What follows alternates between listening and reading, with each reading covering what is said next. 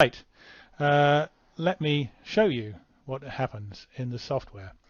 If you register as the first user for your team, you will be the palette controller. You will be in charge. I will show you what you can do with palettes, and then I'll go through the other users and how you go through the color approval process. You can create a palette, but I've already created one for you. More importantly though, before you can add colors to palettes, you have to have colors in your library. This is a library. You've got 3 on the system. We've only put colors in the first one. How do you get the colors in there? Well, you have to upload either a QTX file or a CXF file, in other words, reflectance data. Typically you would get this reflectance data from a color standards provider, but you could measure it or get it from anyone who happens to have some measurements of colors you want to add to your palette. You can add them as you go along, so it's not, you don't have to get them all at once to start. Okay, you can then add description fields, change the names of the description fields and everything else. You can sort and filter on those and the like. So now we have a palette, colors in the library, and a palette to work with. This is a fairly big palette. There are several pages to this, by the way. It's not, it goes on to page 4 or 5, so that's if you wonder where all the colors are showing up. If we look at the palette in this fancy 3D display, you will see that it's quite a full palette, but it doesn't have so many greens in it, so we probably want to add greens. This is rather a sexy display. As you can see, it shows the LAB values of all the colors. In fact, if we stop it and go back to the fixed version, you can still move it around, but if you actually click on one of the colors and give it a second, then that color will become the, if I can get it to do it, there we go, the center of the 3D display, and you will then be able to see the delta L's and delta A's and etc. and delta E's of all the other colors to it. So very cute. Let's go back to that palette and add some greens. How could we do that? Well, one thing we could do is simply type green and choose which library we're searching, and then perhaps the trouble is it doesn't let you add a color more than once to a palette. And okay, dirt green hadn't been added before, so we've just added dirt green to the palette. We can also go through the libraries are actually sorted into color groups, so we can also go through the colors by grouping and add them from there.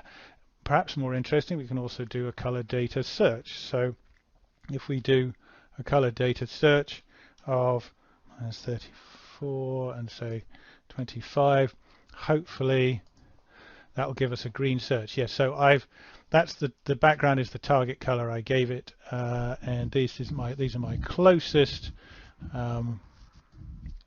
library colors to that search. There you are. It just told me I've already got that one in, but you get the picture, I hope. You can also input a QTX or CXF file to make that the target to search your library.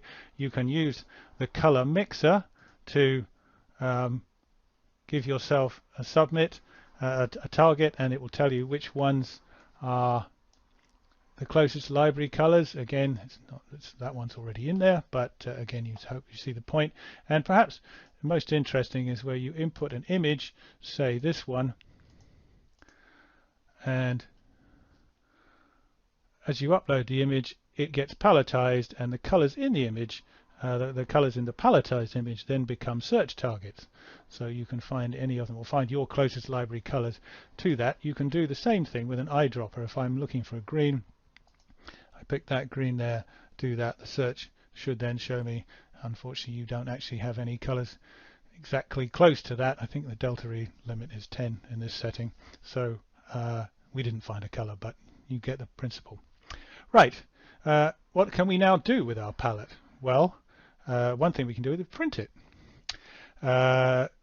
People like all sorts of short shade cards and all sorts of setups.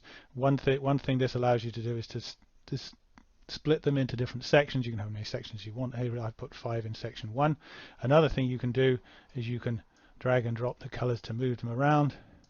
Another thing you can do is, instead of sorting them by color name, you could probably sort them by hue, for example.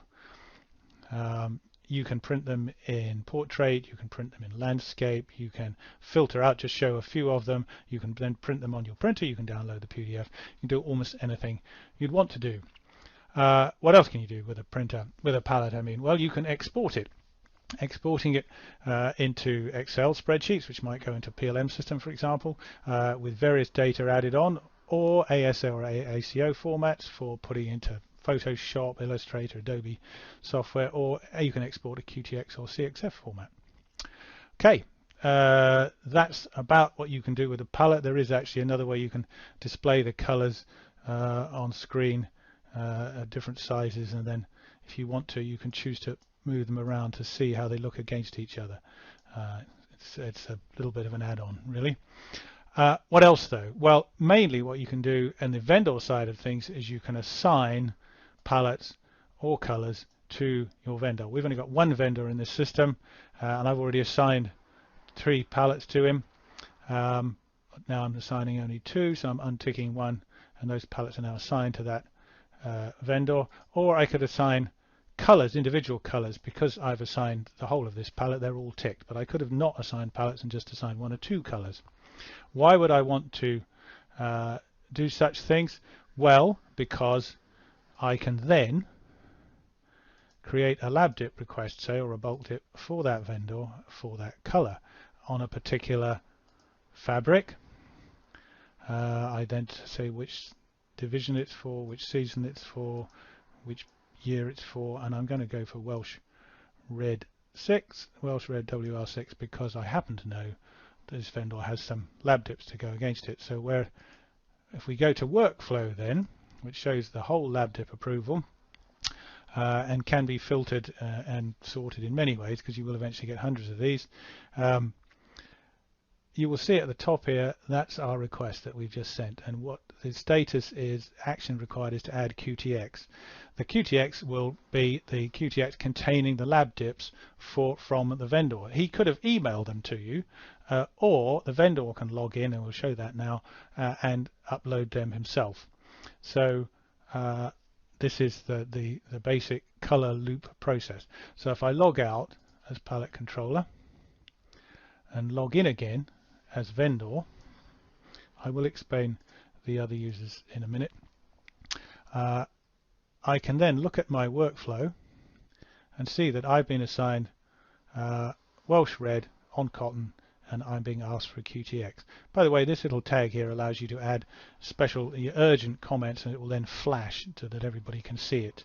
The other way you can communicate about colors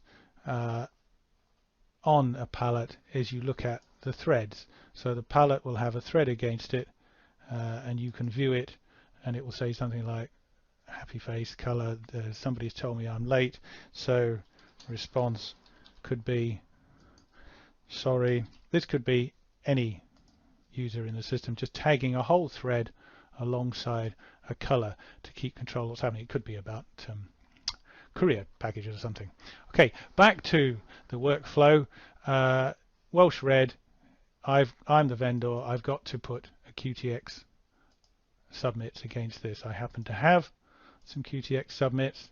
I click here to upload. They've been taking out the QTX file. I'm going to pick 3 of them. I could remove some later. I could add comments saying please or can't get any blue or whatever else. I then submit those.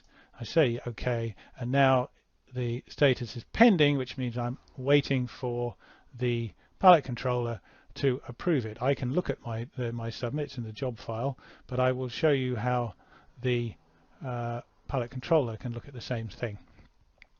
So let's log back in as the palette controller.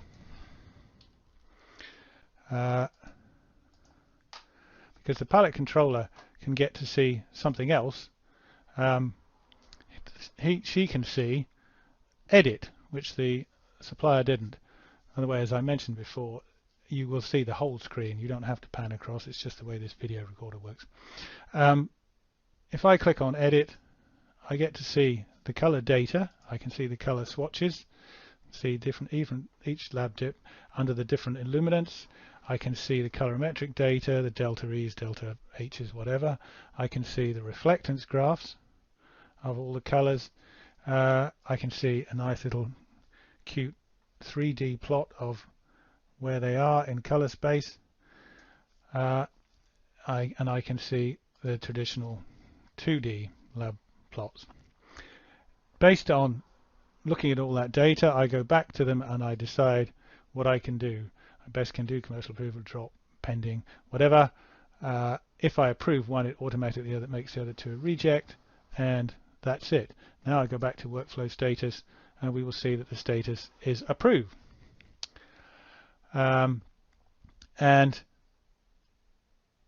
the interesting thing is that because we've got quite a lot of Welsh Red colors in here, submits in here, if I choose to, I can say I want to see them on all vendors and all fabrics, and go, and I will then see some extra ones, all the ones that have actually been submitted against.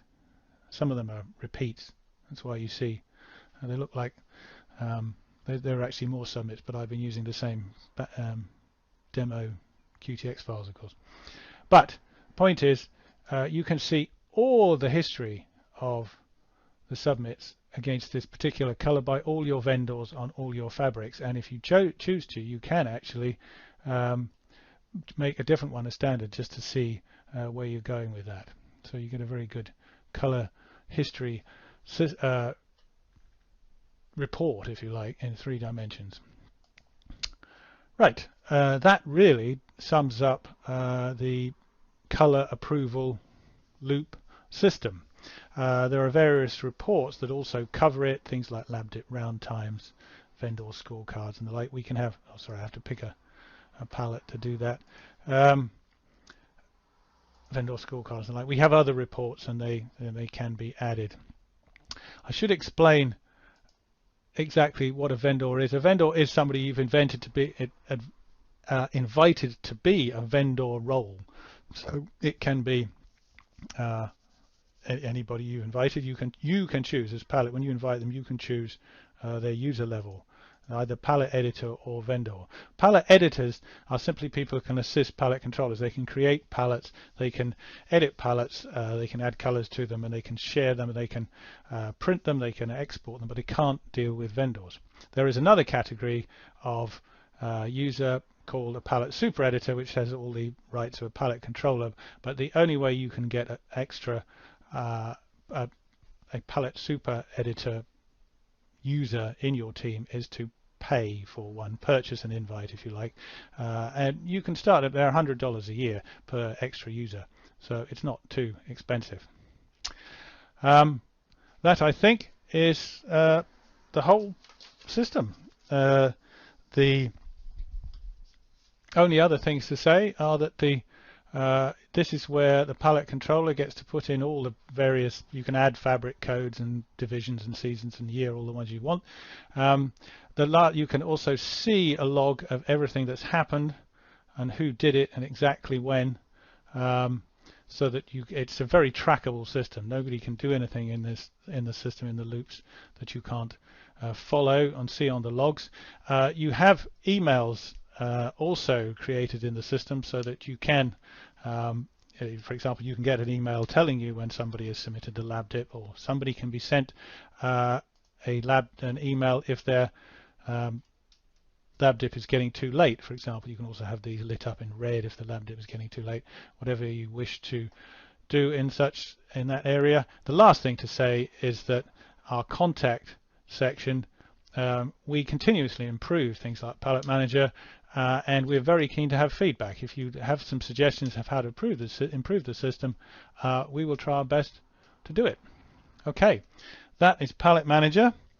I hope I've covered everything, and I hope you go to palettemanager.com and register and try it. Please do. Thank you.